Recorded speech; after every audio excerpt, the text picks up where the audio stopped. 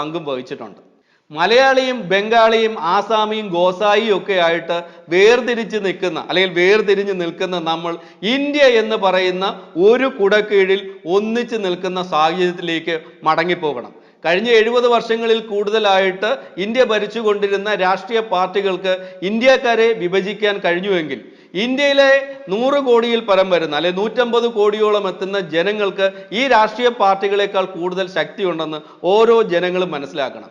നമ്മൾ ഓരോരുത്തരും നമ്മുടെ രാജ്യമാണെന്നുള്ള ചിന്തയിൽ നമ്മുടെ രാജ്യം എല്ലാ സ്ഥലത്തുള്ള അല്ലെങ്കിൽ നമ്മുടെ രാജ്യത്തെ ഓരോ സംസ്ഥാനത്തുള്ള ജനങ്ങളും ഒരുപോലെ വികസിക്കണമെന്ന് ആഗ്രഹിച്ച് ചിന്തിക്കുകയും പ്രവർത്തിക്കുകയും വോട്ട് കുത്തുകയും ചെയ്താൽ നമ്മുടെ രാജ്യത്തെ രാഷ്ട്രീയ പാർട്ടികളും തിരുതും, നമ്മുടെ രാജ്യത്തെ മാധ്യമങ്ങളും തിരുതും എന്നുള്ളത് ഒരു വസ്തുതയാണ്. നമ്മൾ മാറിയാൽ സ്വാഭാവികമായിട്ട് ഈ രാഷ്ട്രീയക്കാർക്കും മാധ്യമങ്ങൾക്കും മാറേണ്ടി വരും. നമ്മുടെ രാജ്യം വികസിത രാജ്യമായിട്ട് കുതിക്കുവാൻ തുടങ്ങുകയും ചെയ്യും.